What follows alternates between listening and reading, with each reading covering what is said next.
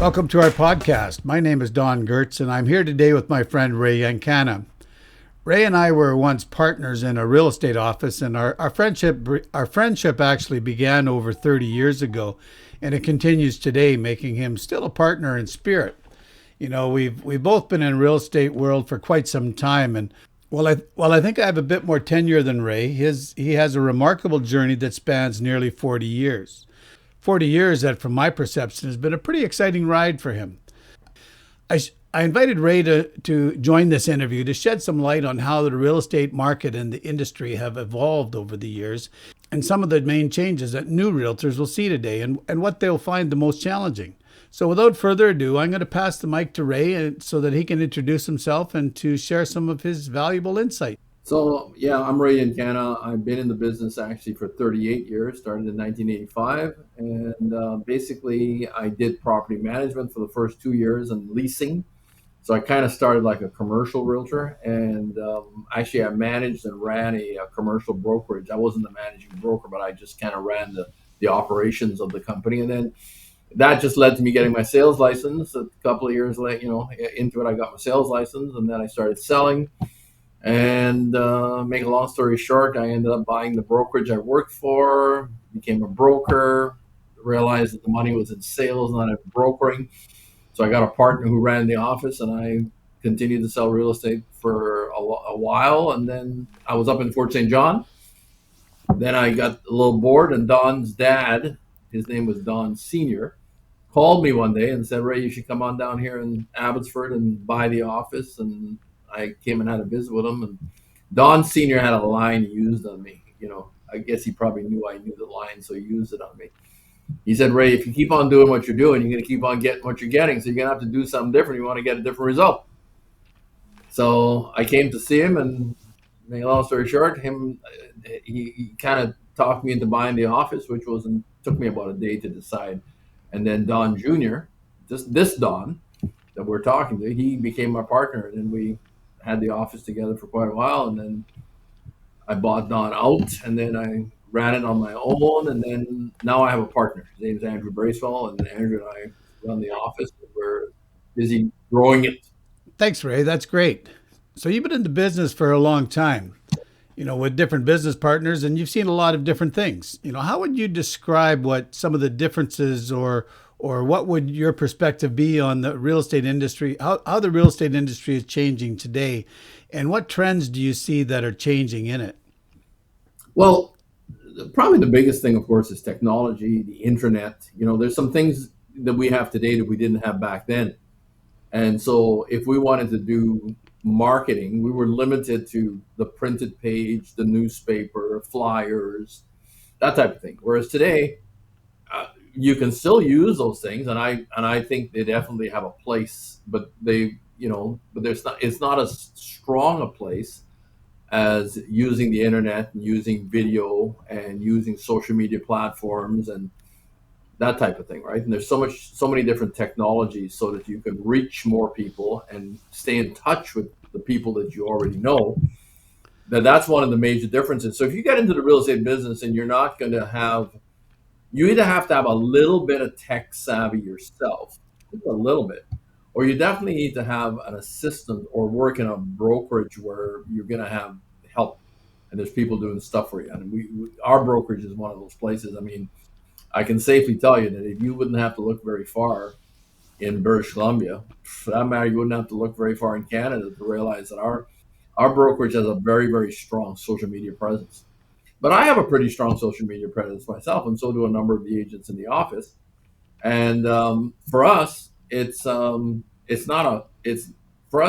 like an optional thing. I mean, of course, it is optional, but for us, it's more like a mandatory thing, because if something works and you're not doing it, what are you doing?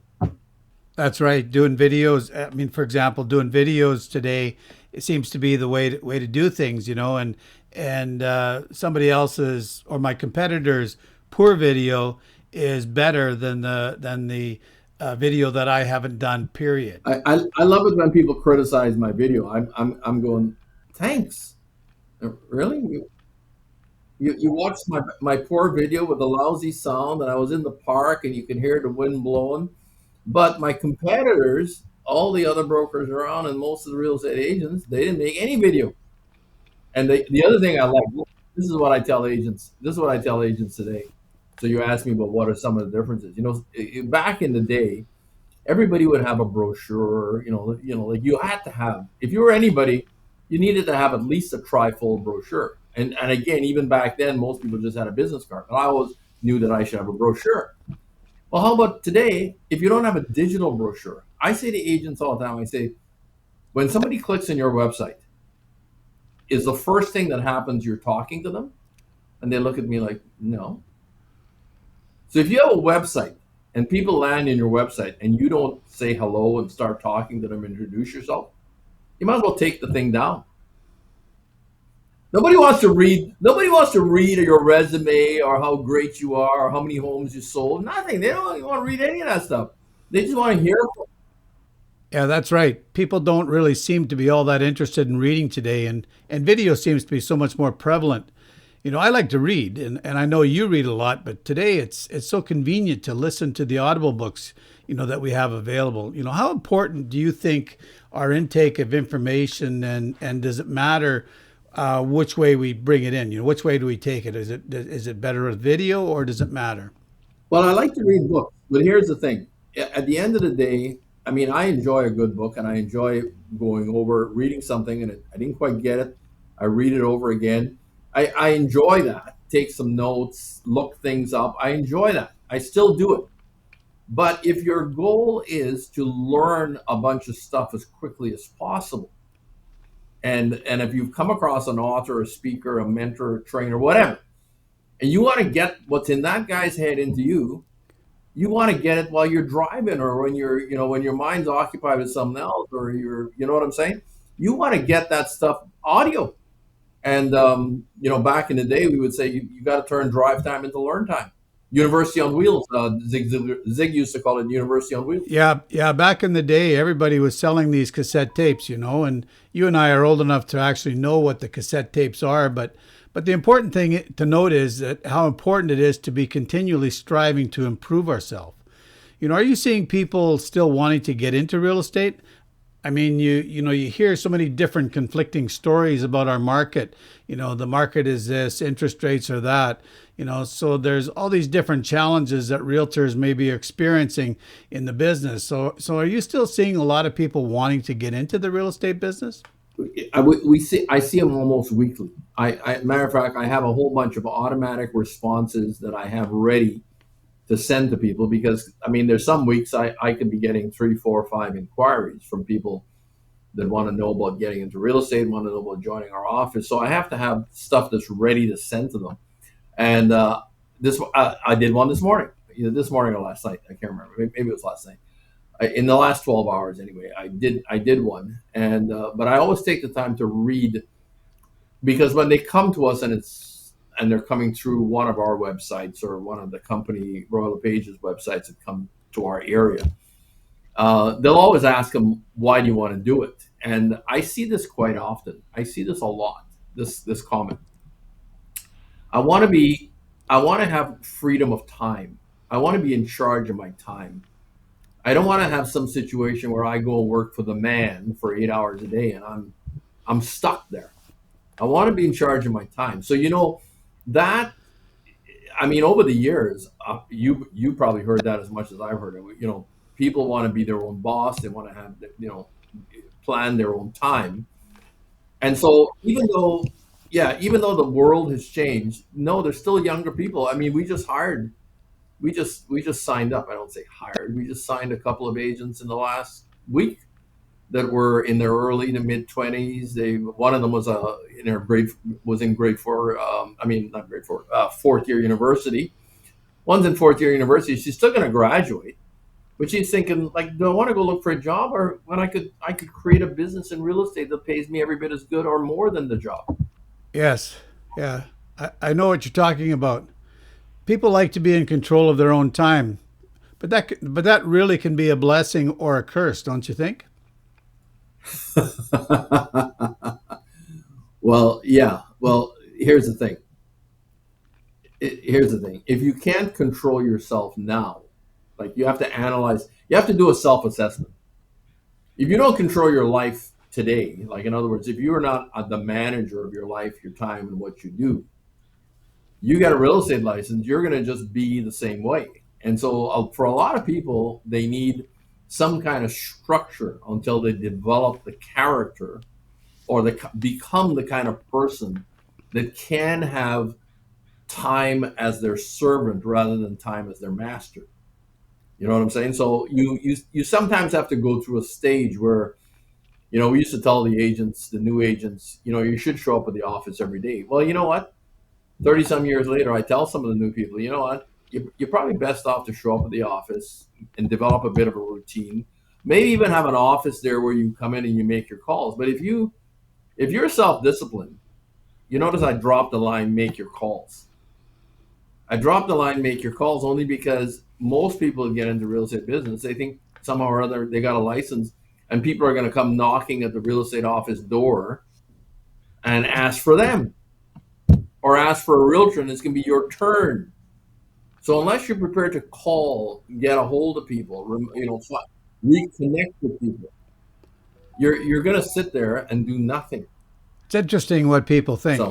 So So what is the best advice that you could give or would give to someone that's brand new that came in and said, "Hey Ray, I'm thinking of getting into real estate. Is now a good time to do that?" What would you say to them? I matter of fact, I just answered that question for somebody this week. I said to them, "Well, one of the good things is you won't have much competition if you want to do this." And they looked at me like, "What do you mean you won't have much competition? I heard there's like 5,000 members on the board." As a matter of fact, I said, "Let me help you." I said, "Not only is there 5,000 plus members in our real estate board in the Fraser Valley, right next door to us in Vancouver, there's probably a little over 20,000, maybe even 21,000 members of that board. So right in the Lower Mainland is in excess of 26,000 realtors in just in our within 100 miles of where we live in the Lower Mainland." I said, "But you won't have much competition." I said, "The reason is half those people won't sell anything this year, nothing. The other half of them, will think they're having a good year if they did 3 or 4 deals." So now we've wiped out 75% of the people with licenses. So now, if you don't have a lot of competition, and if you're prepared to work, and if you're a quick study, get a mentor. A lot of times I see people they get their license and they're looking for a place to hang. Here's the problem: they're insecure. They have no self confidence. They're not sure if they can make it. You know how I know? Because I used to be the same way. Matter of fact, when I started in the business, I had no idea whether I could make it or not. Matter of fact, the words out of my mouth when I got my license and I started it, and I spoke to people that I knew, I said, "Well, I want to try it out. I'm going to try it out." Who doesn't want to try it out?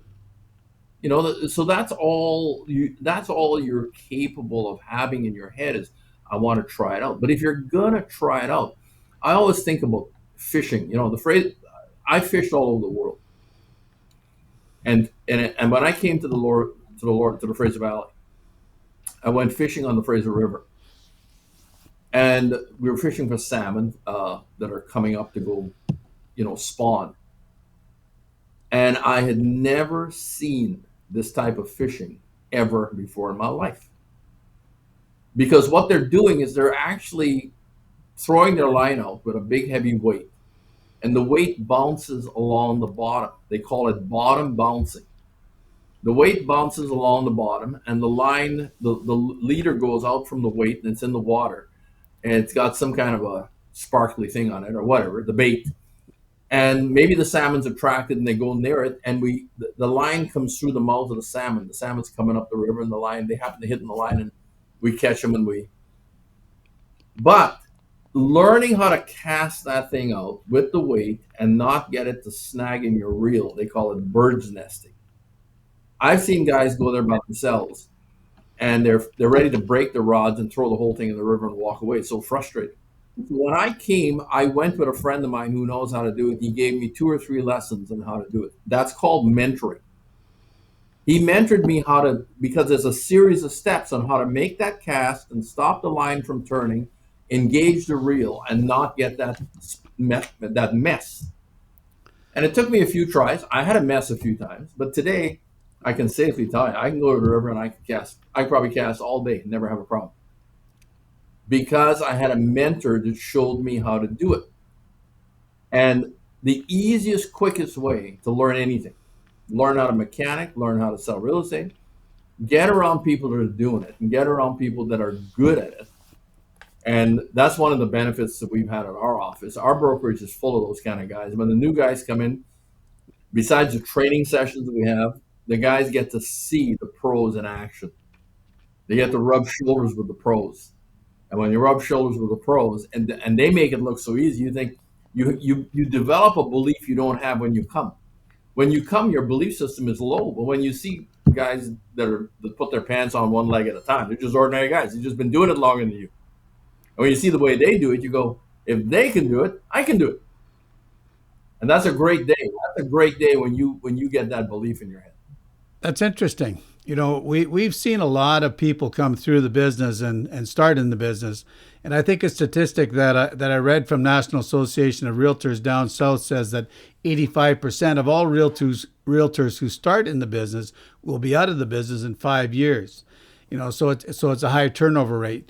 What, which is kind of alluding to the statistics that you were giving, where half of the people aren't going to sell something this year, and then half of those, the next half, are only going to sell about 3 or 4 houses. Yeah. So we've seen a lot of people come through, and some are successful and some not so much.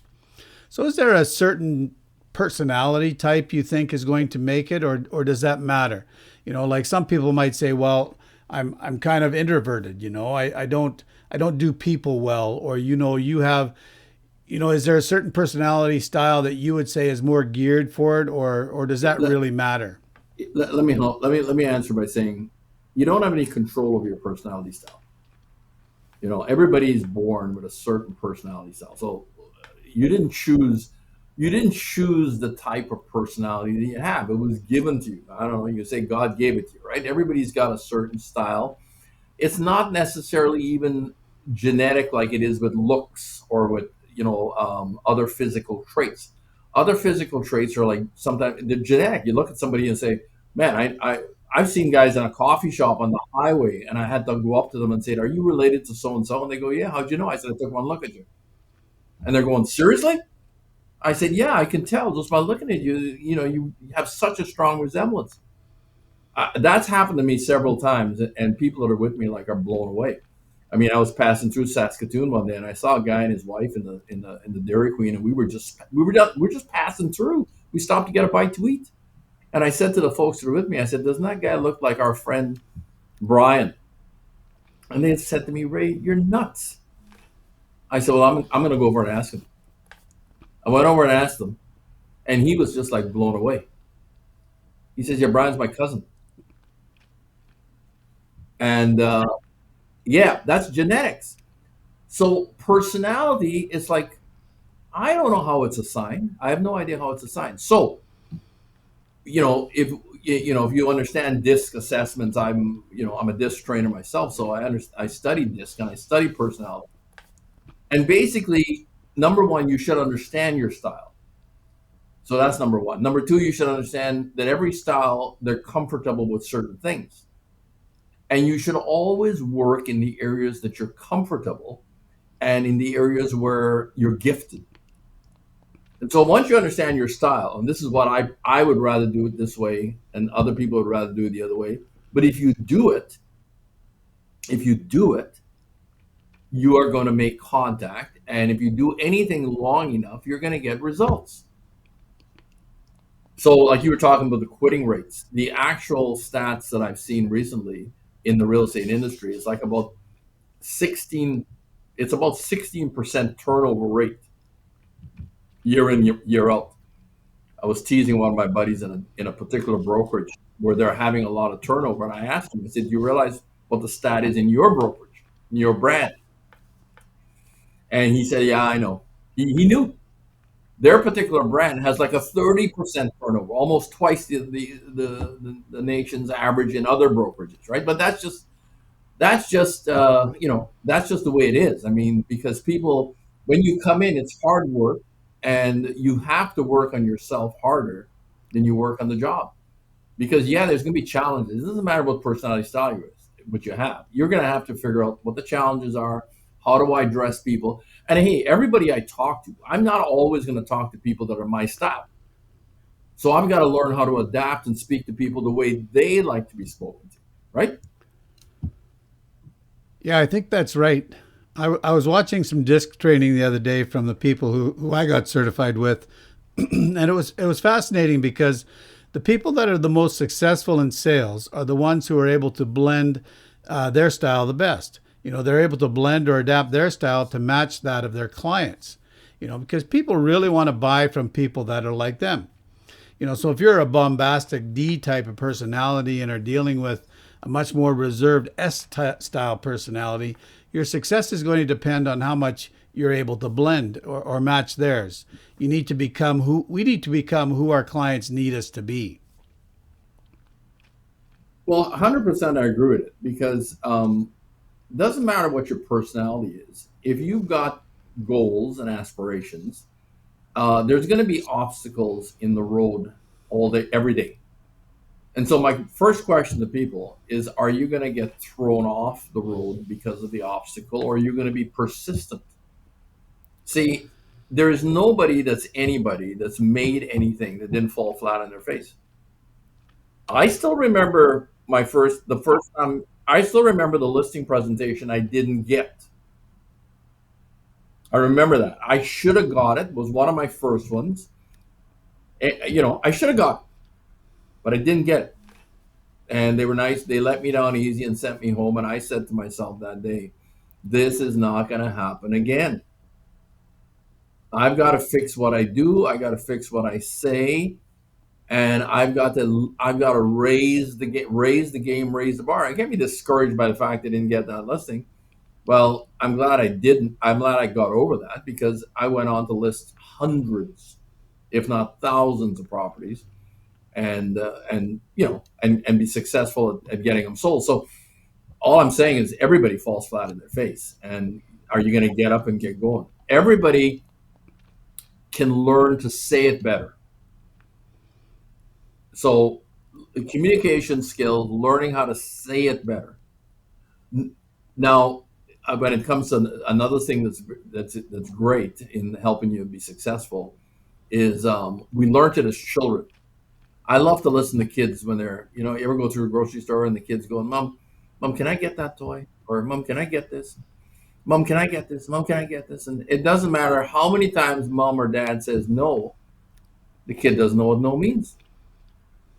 Has no idea what no means, because 2 seconds later, Mom, I really want that. See, so the kid's persistent, doesn't understand no.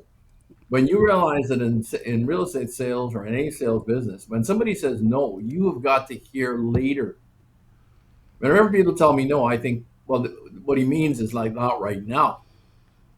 Like when I talk to people about joining the brokerage, and they're at some brokerage where they're not doing very good, they never go, yeah, I want to leave right away, because that's where they're comfortable. So they say, Ray, can we, I'll have to think about it. I said, of course, I understand. See, now I just say, of course, I take your time. Take your time. Now, some people might think that's a no. I think it is a later, because most sales, now this is a proven fact. And so if you're doing real estate sales or any sales, you've got to make you might have to go past 6 or 7 no's until you work your way up to a yes. So the only way that's going to happen is if you persist, and if you have communication skills, and you have a follow up system in place, some sort of follow up system. And over those 5 or 6 times, you might actually learn to say it better. You might actually find out what's the right button to press that makes the prospect go, yeah, Ray, I think I'm going to do it. I think we're ready to list the house. So yeah, there's some skills and there's some attitudes. I've been doing a little bit of a series on this on my Instagram and on my LinkedIn and on my TikTok. So if you look me up, Ray Yenkana, you'll see me all over the place. And if you follow some of those videos, you'll kind of get an idea what I do and how I help agents develop.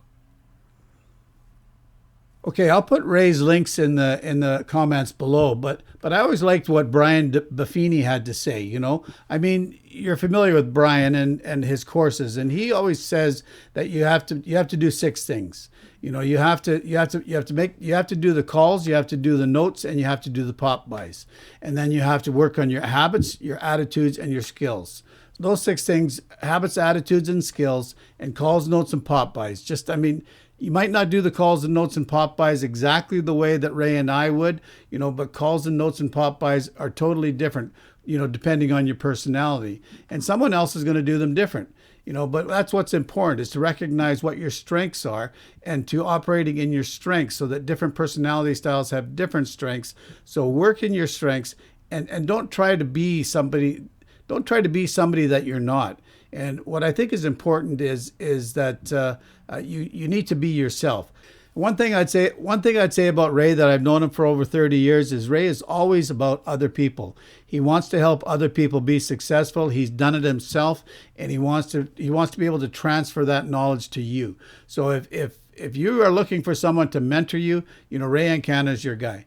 And he'll do whatever he can to help you be successful. So, all right, you've been a great partner, and you were a great partner, and you're a better friend, and I so appreciate having you with me, or having you on this interview. And just in closing, yeah, we want to give just a quick word of advice to anybody that's thinking about getting into the real estate. Well, the one word of advice would be, real estate can be such a life changing career for you and for your family, that if you ever think about doing it and you say, I'm gonna get in, give yourself every advantage you possibly can, and get around the people who are successful, who are doing it at a high level, and learn how to do it. And then once you learn how to do it, then it's something you're comfortable with, and you look back and think, boy, I'm glad I paid whatever price. And don't judge what you do by the first 6 months, the first year, or even the first 2 years. It takes time to develop the skills that you need to play in this field.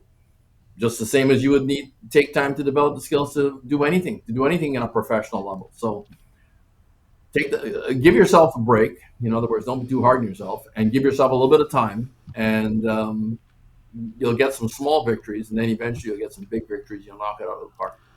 Well, thanks, Ray, for joining us today, and I hope you listeners have gleaned some of the wisdom from this man, and I look forward to meeting up with him again. So take care and have a wonderful day. No problem. Talk to you soon.